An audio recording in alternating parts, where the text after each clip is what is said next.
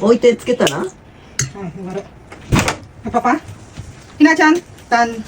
Happy birthday to you Happy birthday to you Happy birthday Happy birthday Happy birthday to you パパこっちひなちゃんおめでと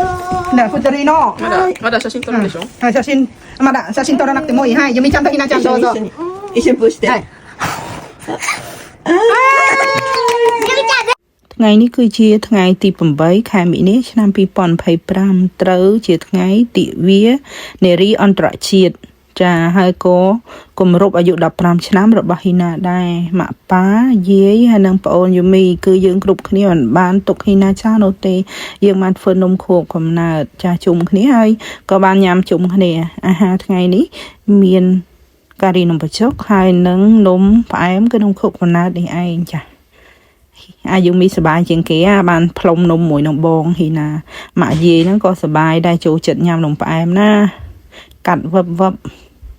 ផ្ទះហ្នឹងគេចូលចិត្តញ៉ាំនំផ្អែមណាបងប្អូននៅប្រទេសជប៉ុននេះគឺថា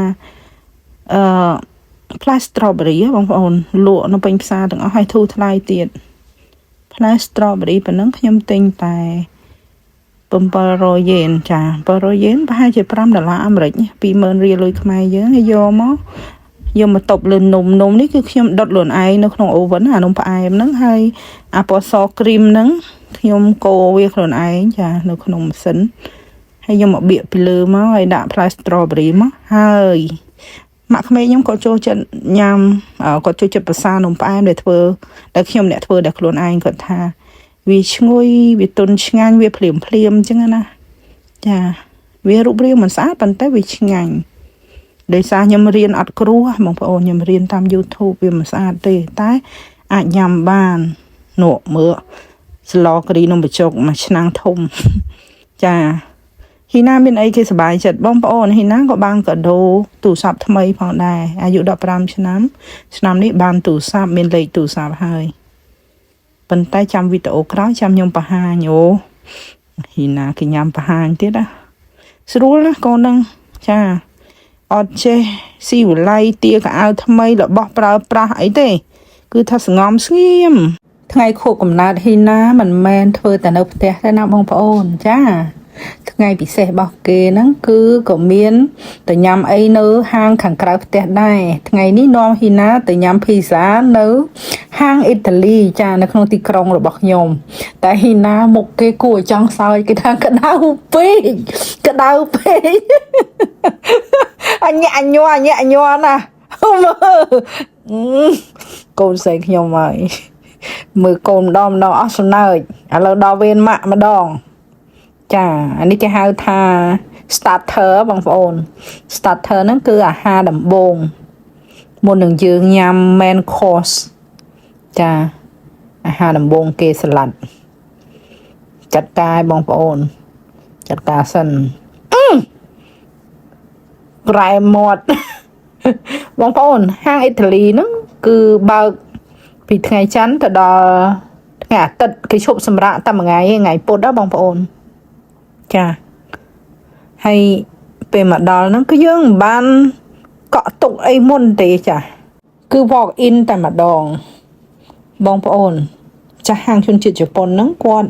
បើកហាងអ៊ីតាលីហ្នឹងជាង10ឆ្នាំហើយប្តីខ្ញុំប្រាប់ថាមិនជាង10ឆ្នាំគាត់ថាជាង20ឆ្នាំហើយម្ចាស់ហាងហ្នឹងគាត់ធ្លាប់រស់នៅប្រទេសអ៊ីតាលីចាហាយូមីគេញ៉ាំទឹកផ្លែប៉ោមក្តីសុខគេពេញលំហឹងថ្ងៃខួបកំណើតបងស្រីគេតែអ្នកសប្បាយជាងគេអាយូមីនេះសប្បាយនៅផ្ទះយប់មិញមិនអស់ចិត្តថ្ងៃនេះគេសប្បាយនៅខាងក្រៅទៀតគិតមើលឲ្យតែអ្នកណាខ្លះដោយកូនយូមីឲ្យតែបានមកក្រៅផ្ទះបានញ៉ាំអីនិយាយពីហើយម៉ាក់ក្មេកខ្ញុំបងប្អូនណា starter របស់គាត់ស៊ុបហើយនឹងនេះនំអ៊ីតាលីមិនដឹងគេហៅអីគេនេះដូចនំប៉័ងអញ្ចឹងបងប្អូនប៉ុន្តែវាតាមពិតវាមានឈ្មោះវាតែខ្ញុំអត់បានចាប់អារម្មណ៍អាននៅក្នុងម៉នុយណាចាគាត់ញ៉ាំស៊ុបជាមួយនឹងអាហ្នឹងក៏ដាក់ស្នូលទៅគាត់មើលមុខខ្ញុំគាត់ថាអាហ្នឹងយើងដាក់ចូលទៅក្នុងហ្នឹងបានអត់គាត់មកភាសាម្ដងតែគាត់នៅតែសួរខ្ញុំទៀតម៉ាក់ក្មេងខ្ញុំគាត់ចាស់ហើយជាងគាត់ភ្លេចខ្លះដែរអញ្ចឹងណាអានេះ ខ្ញុំអត់កំងស៊ុបទេ starter ខ្ញុំយកសាឡាត់និយាយទៅបងប្អូនអាហារអឺរ៉ុបវារសជាតិអត់ដូចអាហារខ្មែរយើងទេដោយសារតែអាហារអឺរ៉ុបគេប្រើតែម្រេចអំបិលហើយម្រេចចាអត់ដូចម្ហូបខ្មែរយើងដាក់ទឹកប្រេងខ្យងផងអីផងអ្នកខ្លះក៏អត់សូវចេះហូបអឺរ៉ុបទេតែខ្ញុំដោយសារខ្ញុំធ្លាប់រៀននៅសាលាចុងភៅអញ្ចឹងម្ហូបអឺរ៉ុបក៏ខ្ញុំចូលចិត្តម្ហូបអាស៊ីក៏ខ្ញុំចូលចិត្តឃើញអត់បំបត្តិផុសតាបងប្អូនបំបត្តិផុសតាយើងញ៉ាំអស់ហើយម្ហូបរបស់យើងកំងម្នាក់មួយមុខណាអ្នកណាចង់ញ៉ាំភីហ្សាក៏ញ៉ាំភីហ្សាអ្នកណាចង់ញ៉ាំក្រាតាំងក៏ញ៉ាំក្រាតាំងអ្នកណាចង់ញ៉ាំប៉ាស្តាញ៉ាំប៉ាស្តាទៅចាដូចប្តីខ្ញុំអញ្ចឹងគាត់ញ៉ាំឌ្រៀលក្រាតាំងគឺគាត់របៀបថាបាយគេលាយមួយនឹងឈីសហើយគេដាក់ដុតចាចំណែកហ៊ីណានិងម៉ាក់យាយគឺភីហ្សាម្នាក់មកប្រតិគេមិនហៅមកគេហៅមកមិនមែនមកស្លាយណាចាភីហ្សាម្នាក់មួយយើងហៅអញ្ចេះហ៎បងប្អូន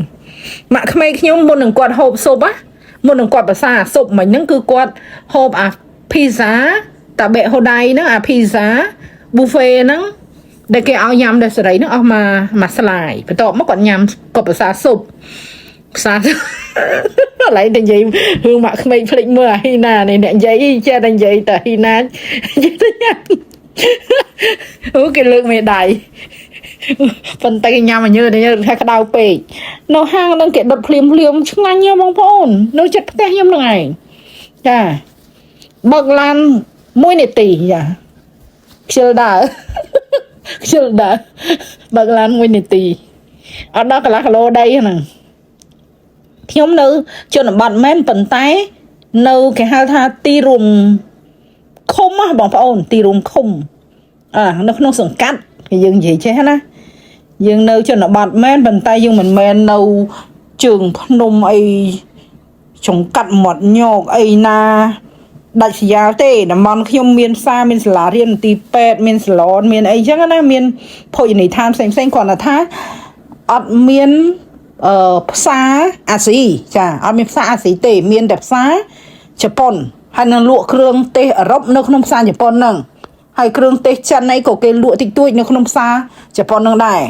តែបើផ្សារអាស៊ីដូចថាផ្សារឥណ្ឌូនេស៊ីផ្សារចិនផ្សារថៃផ្សារវៀតណាមអីក៏អត់មានទេហើយប្លុកនឹងអត់មានជនបរទេសណានៅទេមានតែខ្ញុំហ្នឹងឯងហើយនឹងជនជាតិជប៉ុនប្លុកនឹងអត់មានរោងចក្រចាបងប្អូនតំបន់ខ្ញុំអត់មានរោងចក្រចឹងអត់មានសខាការមិនមានអីទេគឺថារស់នៅក្នុង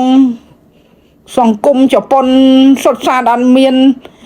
ដូចថាមានវប្បធម៌ប្រទេសចិនប្រទេសអីមកលេឡំគ្នាប្លុកសង្កាត់ហ្នឹងគឺអត់មានជនជាតិបរទេសអីចឹងខ្ញុំចង់និយាយចឹងហើយនេះខ្ញុំដួសបំបែកឲ្យតកូនយូមីយូមីនេះក៏ចូលចិត្តញ៉ាំហែមចាអាសាច់ជ្រូកគេកិនណាគេកិនឲ្យគេចំហុយជាប្រទេសហ្នឹងចាឲ្យតែយូមីហ៊ីណាគេសប្បាយចិត្តគេថ្ងៃខួបខណាតគេបានទាំងទូរស័ព្ទថ្មីមួយគ្រឿងមិនទាន់ទេអាទូរស័ព្ទហ្នឹងចាំផុសវីដេអូតាមក្រោយបងប្អូនចាជោគជ័យដល់ក៏បងប្អូនហ៊ីណាឥឡូវប្រឡង